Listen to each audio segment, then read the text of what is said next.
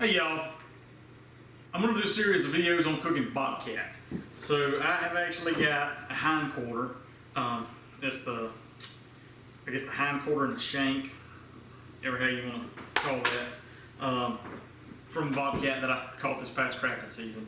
I'm going to do a couple different recipes. I'm going to do some bobcat, pulled bobcat tacos, if you will, and then some bobcat Philly rolls. It's a real simple and easy recipe that you can do to pretty much anything. Alright, so in this recipe, I'm going to take the shank from the hind leg and dice it up finely. I'm going to saute it with some diced onion and mushroom and garlic and bell pepper. And once I get that cooked, then we'll put it in the rolls and mix it with cheese, put it in the oven. So I'll walk you through. But initially, I've got my cub bobcat. One important thing when cooking any wild game, for one, be cognizant of your hands and germs, and treat it like chicken. Make sure you're not getting it everywhere. Clean up afterwards. Clorox wipes are pretty darn handy. But two, to really preserve the best flavor, obviously you need to handle it carefully and get it on ice as quickly as possible when you're harvesting it. But also, you want to remove any glands that are in the meat. And so most commonly on like a bobcat or any animal, you've got gland. If you hang them up from the back legs to skin them down, on the top portion of the hindquarter, there's going to be a gland right there, and there'll be a little pocket kind of right behind the knee. There'll be a gland in there. Sometimes that'll come off when you're skinning, but be on the lookout for that. And glands, I don't have any because I took them out when I was skinning. I saved all my glands, but they're usually about the size of a pea. They're very small, kind of a gray looking round thing. So if you see, they'll usually be encased in fat. So if you see a little pocket of fat, you can grab that and kind of peel the fat back. A lot of times there you can see the glands. Always want to make sure you're taking all those out. So now I'm going to try to trim any of the silver skin.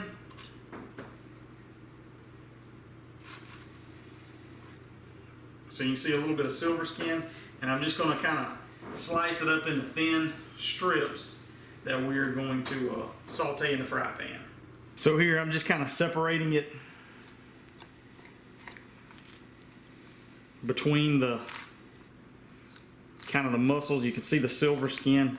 That's what I want to get off. And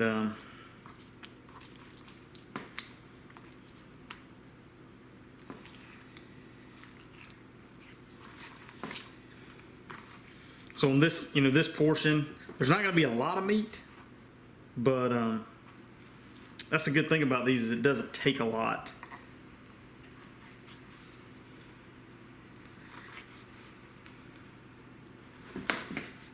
I'm just going to slice it up into small chunks, fry easy.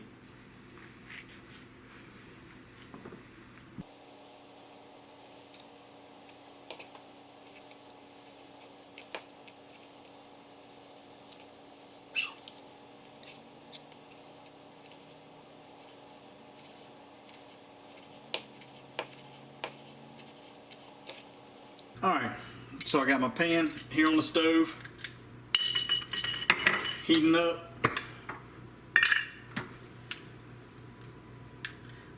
Got a little bacon grease to get us started with. That's working on heating up. I'm going to go ahead and add, I've got some garlic, yellow bell pepper, and onion. I'm going to go ahead and add that.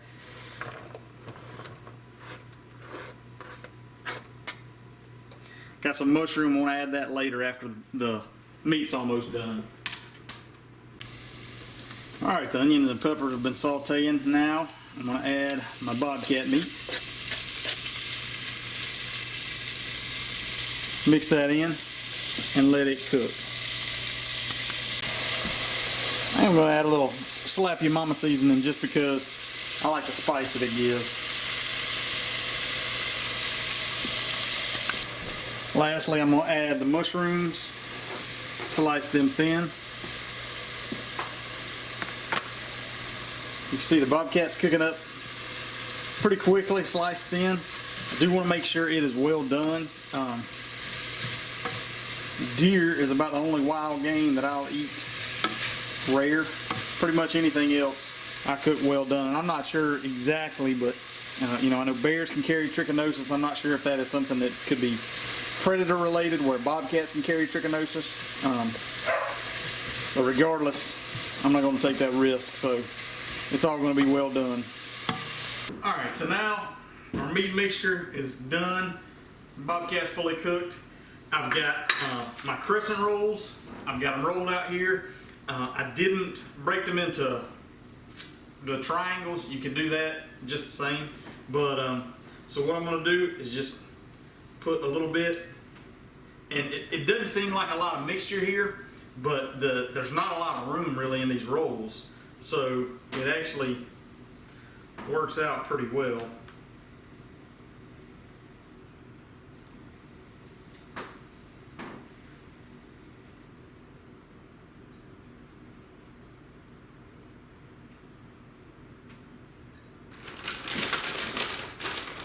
Now I'm going to add some cheese to the top of them, and I'm just going to sprinkle that cheese the whole length of the roll there.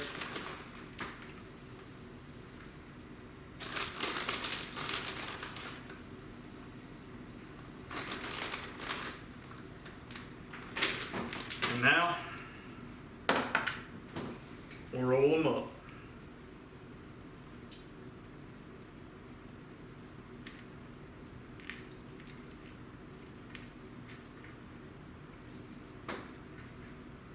I was going to say they're not going to look like a traditional crescent roll because they're not triangle, but I actually can shape it. I'll show you all in a minute. I just really thought about that. I can shape that to look just as pretty as I want it to.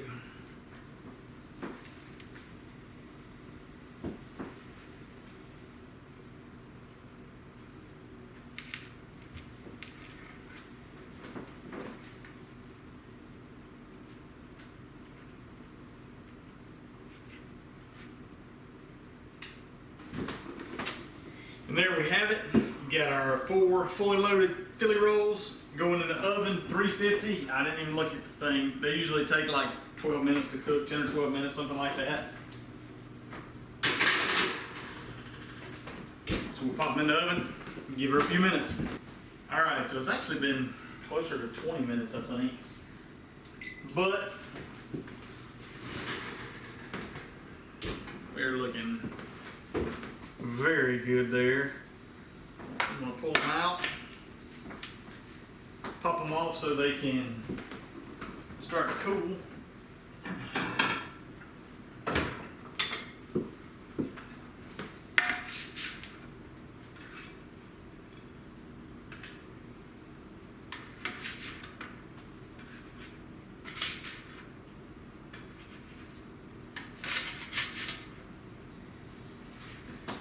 Give them a few minutes to cool off, and then we'll give them a whirl, see how they taste. All right, so game time. Here we are. I let them cool down as much as I'm willing to stand. I'm ready to eat one of these. You can see, the one thing that I like about this, and I've done raccoon, I've done several different things like this, recipes like this, especially if you split the crescent rolls in half. It doesn't take a lot of meat to make a pretty good many of them. And you kind of mixing things in, and so in my opinion, I think it's a good way to kind of get people to try it, get new people to try it, and that's typically what I'll do with a dish. I mean, you know, the way it looks, it doesn't look scary, gamey, or anything like that, you know. So that's what I've done with this before in the past. This exact recipe, take it to a dinner with some different folks getting together, and you know, tell them what it is. I'm always up front, and then let them try it for themselves. And it's I've had good luck, good reception from that. Like I said, because in my opinion, it's something easy. It's not a lot of it. You know, it's kind of cut up into chunks, and a little can go a long way. And so let's quit yakking and dig in here.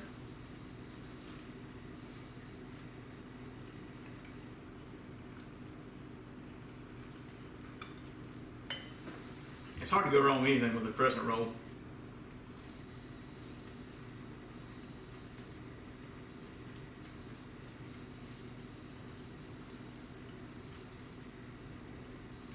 me, one of the good things about kind of like this is I'm the kind of person, I don't like dry stuff. I don't like bread, a lot of bread and nothing else with it. So this bread crisps up, but on the inside, because you got all that stuff on the inside, it keeps the inside moist, so you don't necessarily need to add anything with it.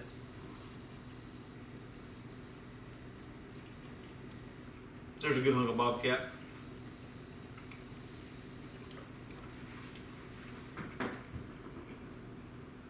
Honest to goodness, no gamey taste, nothing foul or off-putting.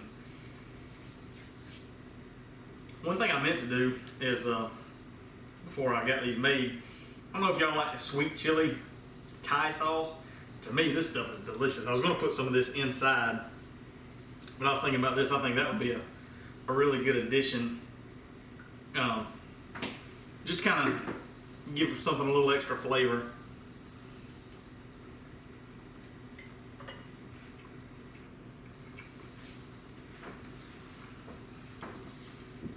This is a super simple recipe. It's easy to do, quick to cook. So that's one of the reasons I want to show it. You can do anything. You can do deer, whatever you want. You can put any meat in here. It's going to turn out good. Whether you want to just eat it with your family or take it somewhere. I know there's a lot of guys that will opportunistically shoot bobcats while they're deer hunting and things. You don't have to be a trapper. Harvest a bobcat and want to do something with it. And contrary to what a lot of people think, there's absolutely nothing wrong with the meat. The meat is good meat. You saw it earlier. It's a lighter meat, kind of like a pork or something like that. So it's a good meat. There's nothing wrong with it. So next time you kill a bobcat, I'd encourage you to save a hindquarter, save back straps, and give it a try, because I think you'll be surprised. Be on the lookout for the next video, bobcat tacos. And I appreciate y'all watching. We'll see you next time.